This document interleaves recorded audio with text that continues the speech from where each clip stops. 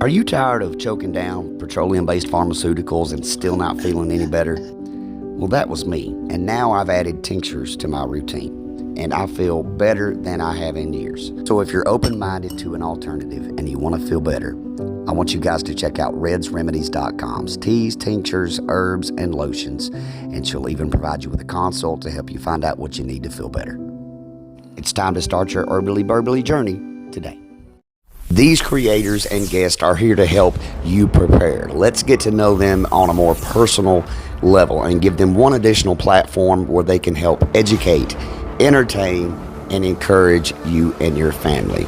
Growing our circle, making new connections, and reaching more preppers. This is the SafePrep Show.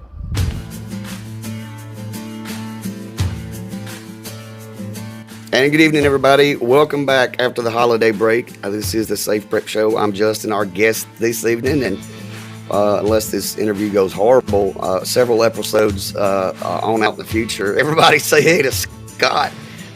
Scott, welcome to the show, man. It is good to finally actually really talk to you. Dude, I'm excited to be here. I mean, we've been friends for a while now, but big fan of all you do. And dude, this is awesome. I'm excited you're doing a podcast. This is straight up, I think, one of the most fun ways to get prepping out to people. And everyone has a different take on it. And so, like, listening to a podcast can be very refreshing for someone, especially that's new at podcasting. So I'm glad you jumped in and started your own podcast.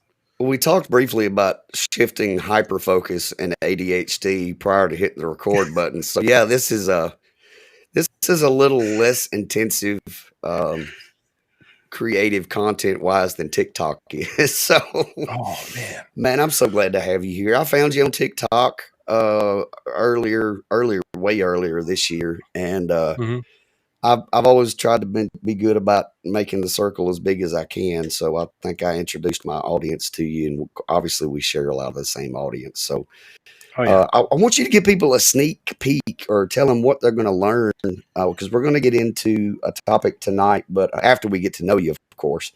What did you choose as our topic tonight? Why do you think it's important? Well, it's almost like baby steps of prep. It kind of, for me, prepping, the key to it is the same as summiting a mountain. If you're taking a big mountain, you've got to take it a step at a time. You've got to focus on the next section of the hill, the next section of the path. Don't focus on the summit on your first step, because that is a freaking huge goal. And like, it goes back to when I lived in California, I had the opportunity to hike Mount Whitney. Mount Whitney is the highest 14er, so a summit over 14,000 feet in the lower 48. So obviously you can go big and go to Alaska, but you know, growing up in Colorado, I've done most of the 14ers there. This one was absolutely insane. To prep for it, first of all, I was living at sea level, basically, in Orange County, and I'd been there a couple of years, so my body had acclimated. I was out of the Rockies. I didn't know what I was doing anymore. And I'd go home and visit, and I'm like, oh, I can't breathe. I'd go running, and I'm like, what is wrong with me? And I went with my aunt and uncle and a couple cousins, and they're like, we're going to go do this mountain. And I'm like, okay, cool. I've done 14s before. No big deal. And then but to prepare for it, we're going to go hike these 15 little mountains. I'm like, what? Lame. This is stupid. And honestly, those 7,000 foot summits and those 10,000 foot summits of those smaller mountains were perfect training ground. But it was always going back to one step at a time. Don't go too fast. If you go bigger mountains than that, then you have problems like you can underhydrate, you can overhydrate, and then you also have altitude sickness if you go too fast. So like, you've got to balance things out and take things a step at a time. And with prepping, it's the same thing.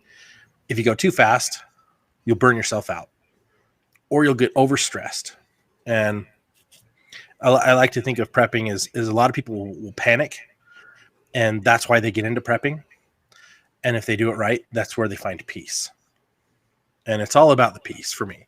I want to help people get to the peaceful part. Like, I grew up prepping. I didn't know it was called prepping.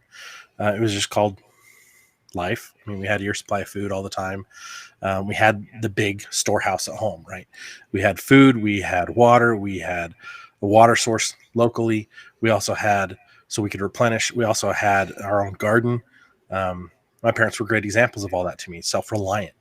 And I just thought that was normal. Moved out on my own after high school and was like, where's your food supply? People are like, what? I'm like, you don't have a pantry full of stuff and like another pantry downstairs? And we're fortunate enough to have basements here. Not all of the world has that. And so we're like, this room is where we put food storage. But it's like, that was weird to me. And so when I moved around from place to place, like ended up in Utah for a while, then Arizona, then California, I always had at least 3 months supply of food with me. You know, in some places I had a 6 month. But I raised my bed. I had this what's the size under queen? Not a twin, but anyway, a full. I had a full, and I raised it 4 feet and had fence posts in the corners. And I had food storage, and I had my bug out bag. I call it that because it's just a get home bag, right? For me, it's to get home to where I feel safe. My parents was my relocation place at the time. Now, my get home bag goes with me everywhere I go because if something crappy happens, I've got to get home to my wife and kids. And it's changed and it's evolved, and there's a lot less stuff in it now than there was back then. Back then, I focused on everything and I overloaded. Now I focus and streamline. And I try to help people streamline and prioritize. And I think that's kind of my specialty in the world of prep, as well as events. I mean, I just love doing events, but that's a whole other. Other. Dude, I love segues. So one of my favorite audiences is brand new preppers, and trying to calm them down, keep them from having that fear and anxiety, and helping them set small, realistic, obtainable goals. Because if you set that huge goal, I want to have a year of food when I don't have anything in my house right now, you're immediately overwhelmed. You don't feel like you're making progress or being successful. We'll hammer that away later. I want to get to know you, and so you tell me a little bit about your raising. Tell me about work. Tell me about your business. Tell me about your podcast. Tell me about your social media journey. You've traveled down a lot of roads, my friend. So tell us. I've done a lot. I grew up. I'm the middle kid of 3. My older sister lives in Hawaii. She's married to a retired military officer, or Army officer. He's in intelligence. He's one of the smartest guys I know. But he's also a ranger and total awesome, badass dude, right? Yeah. My little brother's a firefighter, and he ended up in the Air Force, and now he is a rigging expert and technician. He works with companies like Rock Exotica, showcases their product, teaches people how to rescue people, and he is the best rigging person I've ever met. Just phenomenal dude. I am like I didn't go join the military. I almost did like 6 different times. I went to college for way too long, for way less of a degree than I should have had. But most people that go to the I almost said the hospital. Most people that go to college that long end up as doctors. And that was just to get my bachelor's. But I've got a master's, got an MBA. I've been in sales and marketing most of my life. Like I've always had to sell myself at the very least to get jobs when I was a kid. But I mean, I grew up very, very industrious. Like I was mowing lawns. I was throwing newspapers. Like I was always finding something to make money. One of the best jobs I ever had as a teenager was working at Burger King because I love to eat. And my size shows that I'm a little hefty because I love to eat. And working at Burger King, getting a free meal every shift, sign me up. I was there. Right. But I grew up in a somewhat poor environment. They called my neighborhood the Green Ghetto, and all the kids that lived around that neighborhood were double to triple the income household than where we were. But we were probably one of the lowest paid in our neighborhood. So it was kind of different, but then that food storage we had saved our bacon year after year after year. And so that was always the best part of prepping or being self-reliant. And so I just thought that was normal. And so I grew up that way, and, graduated high school, left. I went on a mission for my church. I'm a member of the Church of Jesus Christ of Latter-day Saints. Ended up in Florida for 2 years. And honestly, it was 2 of the best years of my life. Spent the entire time serving other people, not even focused about my needs. And it was one of those times where you could just do that. But I got to deal with hurricanes. I got to deal with the worst tornado in the history of the state still. Happened overnight. It touched down like 4 or 5 different times and just kind of bounced from city to city, and it was just devastating. The next 3 weeks we just spent cleaning up. And what was funny about that, nothing's really funny about a disaster, but what was ironic was I had my 72-hour kit with me, my whole mission. And it was very, very small at that point. Like I had gotten it down to where it was a fanny pack, basically. Yeah. But I'd fit in my little backpack. I'd fit all that in the bottom of it. So I had work gloves. I had a small multi-tool. Like I had the stuff that nobody else had as a missionary. And so when the disaster hit and everyone's like, hey, we got to go help with cleanup, everyone's going to buy gloves. And all that was left at the Home Depot and anywhere, the little tiny thin gardening gloves, little brown ones, work gloves were gone. And I'm like, I got my big thick work gloves. I'm ready to go. I thought that was normal. And then I was the only guy that had it. And I was like, oh, okay, cool. I got gloves. And everyone else is like, I got splinters. And I'm like, I don't, and it just, I always had an extra bottle of water. Like it was just kind of just different for me. I just thought that was the norm. I thought that was what you're supposed to do. And so I, got back from my mission, kept doing that. Just took it with me wherever I went.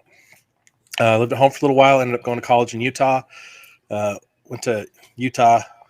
Well, they've changed the name. It was Utah Valley State College. Now it's Utah Valley University. And we're the home of the Wolverines. We're undefeated in football because we don't have a team. Nice. Can't lose, which you don't have. And we did that for 4 years. Got an associate's.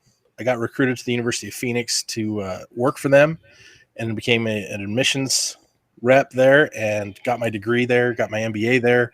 So my undergraduate and graduate degrees, I finished both of those there. And honestly, their problem-based learning model worked so well with my mind. I was able to just really focus on each section, get it done, and then I ended up becoming a college administrator for a decade. It's really weird career path. Tell me, you said you almost joined the military about 6 times. I was curious about that. So you remember the TV show G.I. Joe? Mm-hmm. Who was your favorite G.I. Joe? I don't remember it that well. I remember the song. Real American Hero, right? Real American Hero, yeah. And learning's half the battle, the more you know, right? Yep. G.I. Joe. So there's a character, Gung Ho, and he is a Marine. And he has the Marine logo tattooed, the crest, the earth, the ship, everything on his chest. And he had a deep voice. He was just this cool dude. And I'm like, I'm joining the Marines when I get older. And I'm getting a tattoo just like him. Well, I never had the muscles like him. And I never joined the Marines. But coming out of high school, I almost joined the Marines, the Army, and the Air Force. They are all like, oh yeah, come. I was a wrestler. And they're like, yeah, come. We've got a team that does events all over the world. You could be one of the wrestlers. And I'm like, oh, they had me, and I was about to sign, and I was getting ready to do the ASVAB. And then I found out that the chances of actually getting to wrestle for the military were about 0.0000001%. And I was like, wait a minute. Recruiters. I know. I was like, those guys lied to me. And then like watched Forrest Gump, and I was like, wait, he plays ping pong for the military. How come I can't wrestle? So then I checked it out again. And then when I was in college years later, one of the recruiters at Utah Valley was trying to convince me to join the Air Force again. But I was in engineering, and I heard there was an opportunity to go into nuclear engineering. And I was like, oh, sweet. I would love that. That would be awesome. And so I started talking to Navy recruiters, and I went through the first 3 interviews, and I had to interview with the governor of the state of Utah. Wow. And this is before I even was ready to take the ASVAB, like just to see if I would qualify for this recruiting program for nuclear engineers, because it would pay for the rest of college, and it would put me into this special school when I finished, and then I'd have to do my time in the Navy, and I'd go in as an officer, and I was like, oh man, this is cool. Plus, it'd pay me while I was in school. Like I remember it was like $30,000 a year at the time, and I was like, dude, sign me up. I've never made that much money in a year while going to school too. Like, oh yeah, and I was going through the process. I was about to interview with the governor, and I was in school full time, and I was working full time, and I had this new class with this guy that was an immigrant from like one of the Russian spin-off countries. I can't remember which country he came from, but he was my physics professor, and I was screwed. Like the whole time in physics, I was like, what the crap? It was all calculus based, and I was failing calculus. I was failing physics, and I'm like, what? And they're like, you've got to pass those to be able to qualify. And I'm like, canceled my interview, and I'm like, I'm done. Changed my major. I was like, this is too hard for me. Like I'm not that brilliant. I need to do something else. And so I ended up finishing a associate's technology degree in design drafting and engineering basics, a little bit towards architectural stuff. And I was like, I'm sorry guys, I can't do it. I'm not that smart. Have you heard of It's Doomsday Podcast? Hello, my name is Jester, host of It's Doomsday Podcast. Are you worried about the state of the world? Do you want to get prepared but don't know where to start? On It's Doomsday Podcast, we cover survival, disaster preparedness, government, world events, and the occasional conspiracy. Available on all major platforms, let It's Doomsday Podcast be your guide to doomsday prepping. And make sure to follow so you never miss an episode. I was in Civil Air Patrol when I was a kid. It's kind of like ROTC. Okay. And my sophomore year in high school, I took my ASVAB, and I was gung ho Air Force. And they were, the Air Force's infantry are their aircraft mechanics. And to this day, I still don't change oil in my own truck. I take it to the 10-minute oil change place. But right. I knew back then I wanted to be a paramedic, and that wasn't an option then. So part of me still regrets I didn't serve at least, one tour with the Air Force. But I have that same thought sometimes. Like I'm like, oh man, if only, but you never know. Yeah. And then when 9/11 happened, I started talking to recruiters again. And at that point, I almost joined the Army. I didn't do it. I had some friends that did. But yeah, it those times in life where you're about to do something, and then you have that gut check where it just doesn't feel right. Like you're not supposed to do that as much as you wanted to do it. Yeah. You talked about the gut check, and I know you're a man of faith, and sometimes we have to include our higher power, whoever those folks choose to call their higher power, but sometimes we're supposed to go out on that limb, and sometimes we're not, and it's hard to decide sometimes if we're supposed to be out there not taking a chance. Well, that was it too. We're going to explore your faith here in a little bit, because you've really I've tuned into several of your podcasts, especially when y'all get into discussions about family and the husband and a father's role within the family unit and that type of thing. So, you want to talk about your faith a little bit? And sure. I'm not like, some people call my faith Mormonism. All right. A lot of people called it that way for a long time. We call ourselves Latter-day Saints. I don't know that I'm good enough to be called a saint. I'll reserve that judgment to God, but I believe in Christ. I know Christ. He is my everything. And without him, I am nothing. So faith is a huge, huge part of my life. And when I had that gut check, I was like, okay, what is what the Lord wants? So I prayed about it, and every time I almost joined the military, I prayed long and hard about it. And at that time I was like, the answer was no. I'm like, oh, okay. And my gut check was like, you've got something else you need to do. And I'm like, I don't know what that is. So I kept going to school. And that's right after that is when I ended up transferring to University of Phoenix about a year and a half later. And I ended up just loving what I was doing. And thought maybe I was going to Arizona to, find a wife and get married and all that, progress in life, become a father. Nope, that was not it. It was get college done and have some life experiences. But I spent about 4.5 years in Utah after my mission. So I was about 21 when I got here. I was about 25 when I left. I was in Arizona until I was about 31, and then ended up from 31 to 35 in California, in Orange County. College administrator for a couple different universities out there. One of them was Trident University International, which serve as their entire focus is service members. So they help active duty get their degrees while they're overseas, while they're away from traditional brick and mortar. And it was 100% online. And I loved that. Like, I loved working there. And I got to work with some fantastic people. And I actually met my wife while I was working there. She lived in Utah. I lived out there. And we started dating long distance. It's funny because she was going to move to California. And now I will never go back to California. Like, it's just gotten too crazy. Yeah. But she was going to move to California. We were going to get married. And then we found out her mom had cancer. And I was like, nope, I'm coming there. And she's like, what? I'm like, yeah, I'm going to come to Utah. We're going to figure this out. So gut check again on that one was yes, go. So I did. And I've been here, 10 and a half years. Yeah. Back in Utah. So, we it's crazy. Moved here in 2012. It's 2022 now. And by the time you guys listen to this, it'll be 2023 probably, or could be, you could be listening to this in 2030, right? On replay. But it's crazy. Like, I moved here, didn't know what I was going to do. Couldn't find a job in the same industry that paid even remotely well. Utah's notorious for paying like pennies on the dollar compared to every other state. And so I've always been interested in real estate. I'd flipped a few properties while I was in college, and I flipped a few properties while I was in Arizona.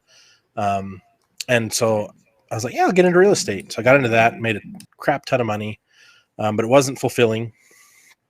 And at the same time, like about 2013-ish, I felt like I needed to help people get better prepared. I'm like, I'm not an expert. I'm like, I'm not the guy. I'm not that guy. And that imposter syndrome. More than that, like I know tons, but I'm not I always go to like the experts. Like, I love that I can associate with so many experts. Like, yep, absolutely. And I'm like, I don't, at the time I wasn't canning. I was like, I had food storage, but it was like, I go buy prepackaged stuff. Right. I still am not a good canner. Like, I'll be honest. You want to can, or I could give you 30 different people you can follow that'll teach you the right way to do it. I will give you botulism. Like, I'm not that guy. But back then I was like, dude, I knew all the steps to get prepared, to stay prepared. And I know I have a crap ton of skills because I love the outdoors. And so I spent tons of time camping, backpacking, and fishing and all this stuff growing up. But I'm like, God, what are you doing? What are you telling me? And he's like, you need to help people get prepared. And I'm like, what does that mean? Silence. And so I'm like, okay, well, in our church, we have an emergency preparedness coordinator, and I'd been that in different congregations all over where I've lived. Now, is Latter-day Saints, is that the faith that it's kind of ingrained into it? Am I correct on that? Okay. Yeah. So like we really focus, like, every family should be self-reliant. They should have a year supply of food. Do they? No, I'd say less than 30% actually do. Probably 55% have 3 to 6 months worth of food in their house. And I think that number's shrinking as times are getting tougher, because it's hard. I mean, we also give 10% of our income as tithing.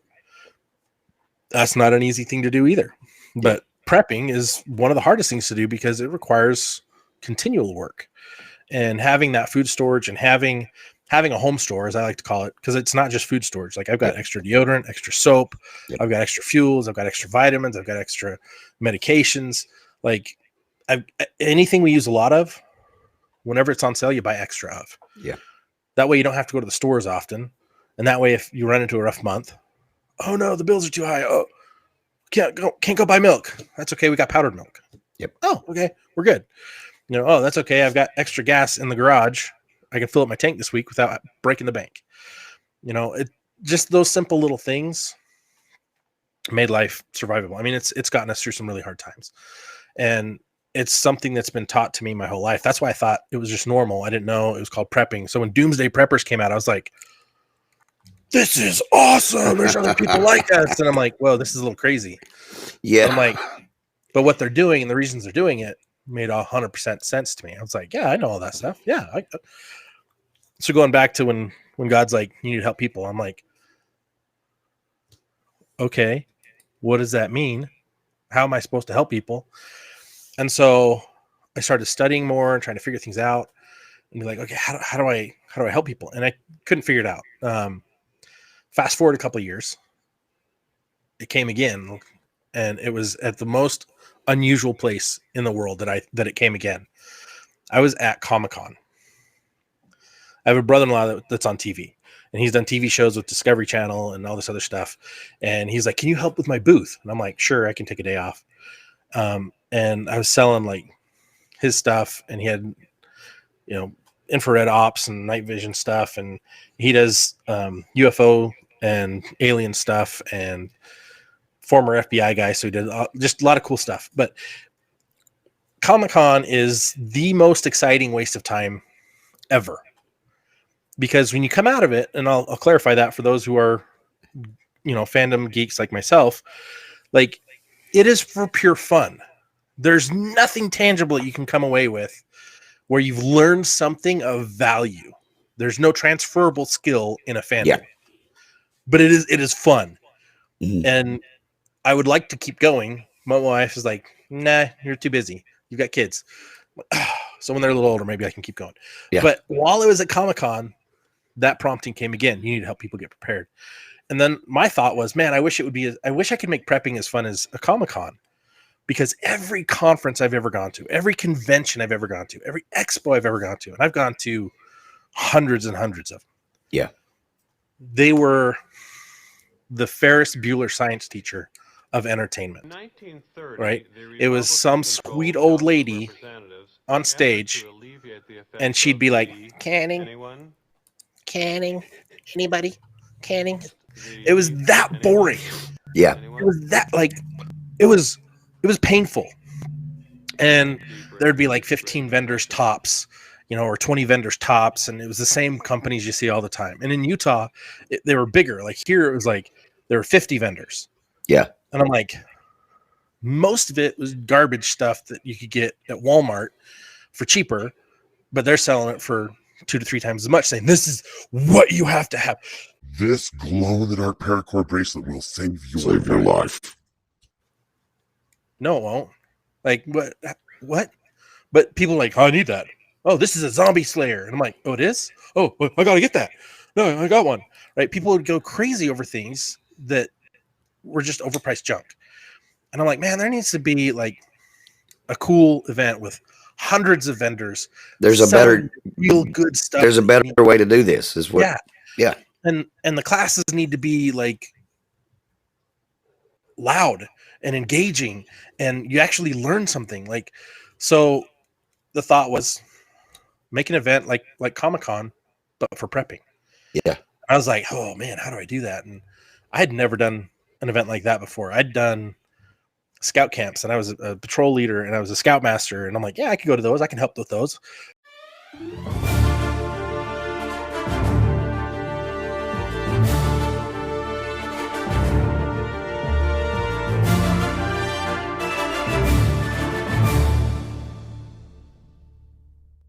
Blackbeard Firestarter packs small so you can take it on your plunders. The best kindling for any situation, wet or dry. One rope can light more than 50 fires. Click the link, if you dare, and get the best fire starter around.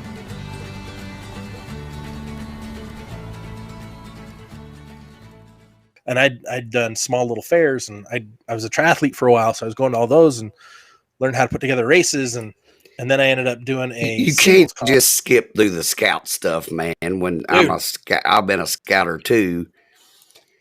I love finding similarities, dude. That's on my desk all the time. Like I'm not in it right now, but when we talked briefly before we hit record about hyperfocus, and that was me for 5 years. I was in it as a kid, but oh yeah, me too. I mean, I went full wood badge. Go Beavers. So with I'm an Eagle Scout. That's awesome, dude. I've got so much respect. I've got as much respect for Eagle Scouts as I do for folks in the military. You're a special person. It's hard. Like, I had cousins getting it when they're 14, 15, and I'm like, I hate you. Because I almost didn't get mine. It was a Scoutmaster, Gary Cook, who's one of my heroes to this day. He came back to me. My parents were like, I don't know what to do to get this kid motivated again, because I kind of quit, but I didn't quit. And I was like, I'd submitted, it was 11 different requests for approval for my final project, for my Eagle Scout project. All of them got rejected. And I was like, what is going on? They're like, we need to see more. And I'm like, what? And what's ridiculous to me is what finally got approved is I did a blood drive. I'm like, that required the least amount of effort, the least amount of work. I just had to call the Red Cross and like, yeah, we'll be there. And I'm like, and then I had to send out a packet for signups and have 6 scouts show up and be at the door, and 2 at the door, 2 at the sign up, and 2 at the post donation area to make sure you have a cookie and some juice. Right. And I'm like, that got approved. I was going to build park benches and repaint the backstops at 6 different public parks. Yeah. And they're like, no, it's too small. I'm like, that's like 520 hours of service. Are you kidding me? That's too small. And they approved the one that was like 20 hours of service. So I was ticked, but I finally got it done right before my 18th birthday. Nice. And had my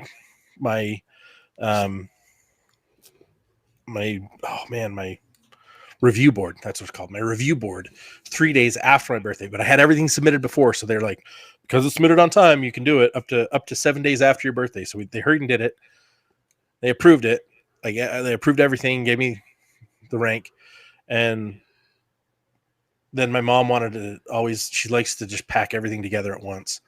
And so my brother had his birthday. My mom graduated from college, and I had my Eagle Court of Honor.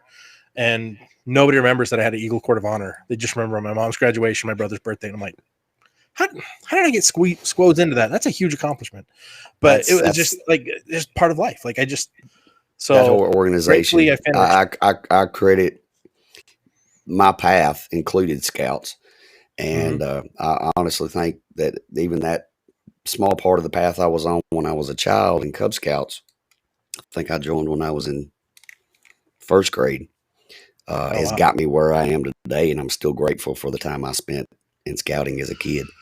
What were the best lessons you pulled from that? Service, and I've learned this lesson from many other places as well, including recovery, is that service gets you out of self. Helping other people gets you out of your own mind, and those types of things. And then when it comes to Cub Scouts, it is keep it simple, make it fun. Keep it simple, make it fun. And that's what I think both of us try to do with preparedness. Make people laugh, take away the fear and anxiety, and make it fun to learn things. Yeah. And if you can motivate people that way, I think that's something I got out of scouting. I think, like, it's just like you. It's like service and you got this. Those are, I think, the 2 biggest takeaways for me. It's like, you can do this. And in preparedness, it's like a lot of people freak out. I can't do it. It's too much. It's overwhelming. And it's like, well, yeah. You can't go to the all-you-can-eat buffet and think you're eating the whole thing. It's a plate at a time, a spoonful at a time. That's a good analogy, man. Right? And people see the whole buffet and they're like, I quit. Thrown in the tub. I'm like, you're not eating a 6-pound burrito. It's not a weird eating challenge. It's just having a bite of food to help you prepare. You can process a bite at a time. You can chew on that for a while and learn and understand it. And get the textures and get the taste and understand the flavor. Like, the way you teach first aid on your TikTok channel and communications, like it's bite size. And that's one of the reasons I think why everybody kind of flocks to TikTok is you can learn a lot of really good things bite size. And that's what I try to do is bite size information to help people get better prepared. But that like all that I do now is like, dude, I didn't know what I was doing. Like try to teach people. Like I taught for years in church settings and in school settings where I was an administrator. So I was teaching all the other admissions reps what to do, how to do things, how to be compliant, all this stuff. And I'm like, I got this, but I'm like, go teach them how to prep. I'm like, which part? Where do I start? Like, I was looking at it as a buffet. I'm like, oh, no, that's a giant buffet. What do I do? And it's, do you know who Brian Regan is? Yeah. Oh my gosh. The big yellow one is the sun. Like I felt like that kid.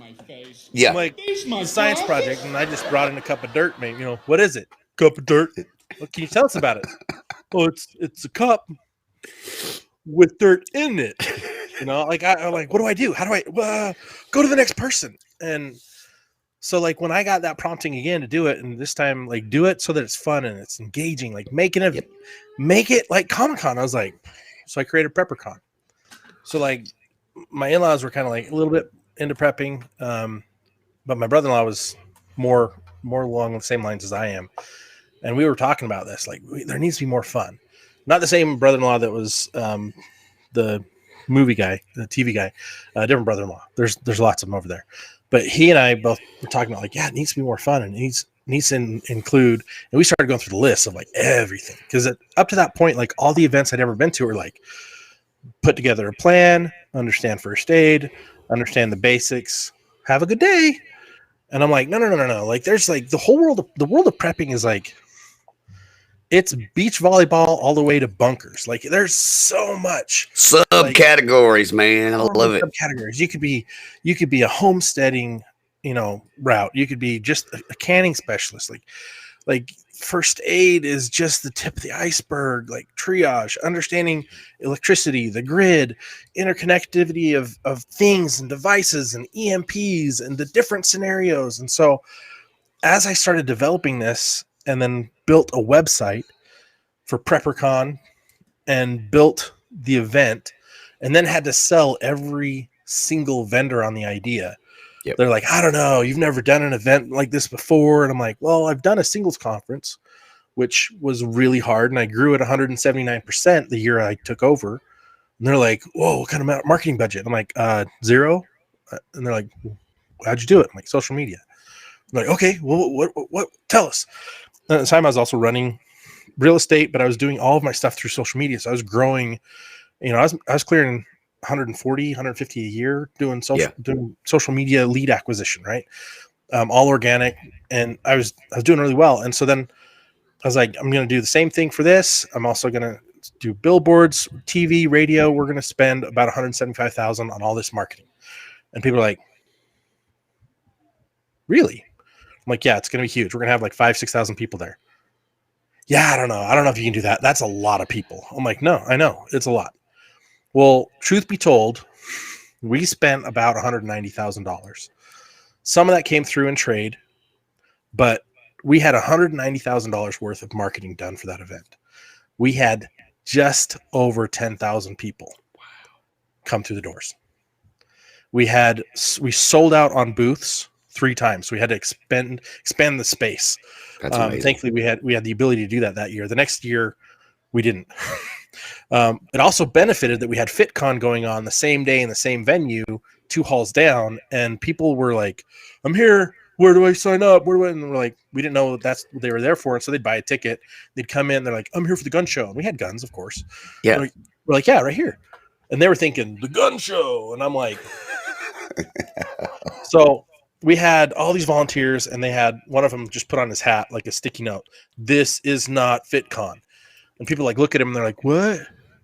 I'm here. I'm supposed to be on stage in like 20 minutes to have a flex off thing." And I'm like, this is hilarious. Like, other end of the building, guys. Like all the signs here say PrepperCon. Look, there's apocalyptic stuff here. There's like total self-reliance, but we had everything. We had hydroponics, aquaponics. We had all kinds of first aid. Like we had one of my favorites is AMP3. Dr. Pruitt he teaches a suturing class, and it's phenomenal. Nice. And you get like a full suture kit when you're done. And like he taught the first aid class too. And I'm like he and his wife, I just absolutely adore them. Like they came and they taught, and I'm like, you're one of my experts I'm gonna go to all the time now. Like I'm like, done. He's an ER doc, right? He knows his stuff, and he's also communications. He's like you, right? Communications and medical, like boom, nailed it, got it, figured it out. And he was teaching people, and I'm like, love this. And then all these gardening guys, like experts, and building material guys. Like we had guys coming in with foam buildings. We had a guy coming in with a geodome tent system.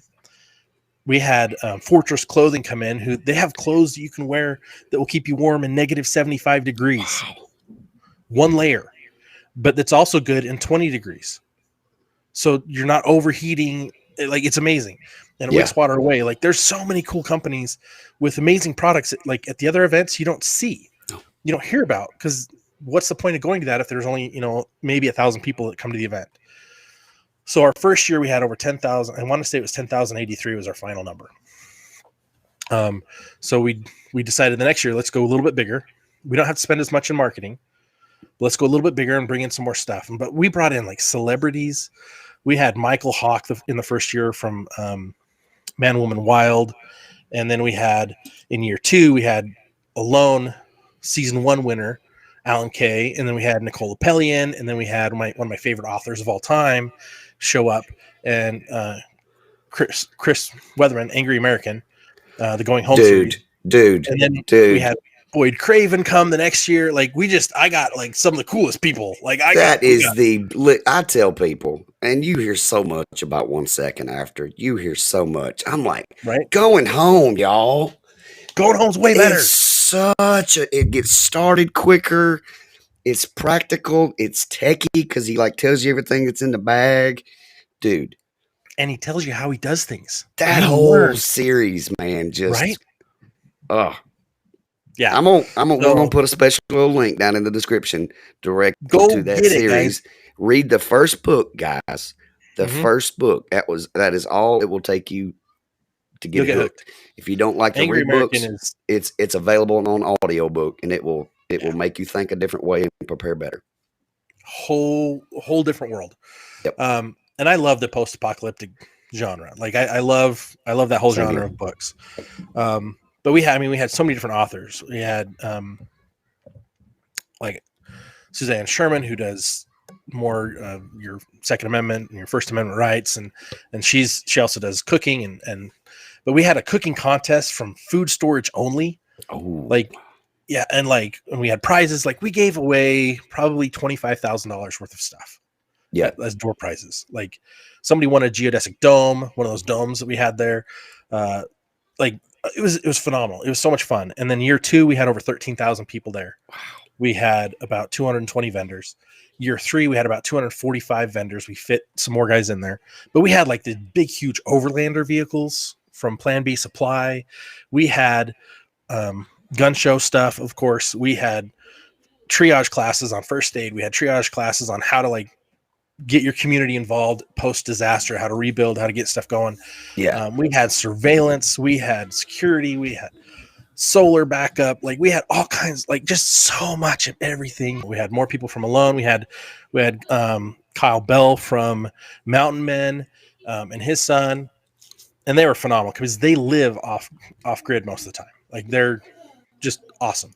And it was just so much fun. We had celebrities, we had tons of classes. We had over 100 classes available that you could go to during the 2-day event.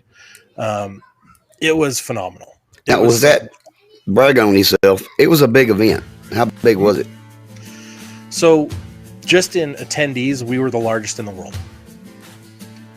The closest one to us was the Self-Reliance Expo that they go down in Colorado, Nevada, and Texas. And their biggest event was like 6,000.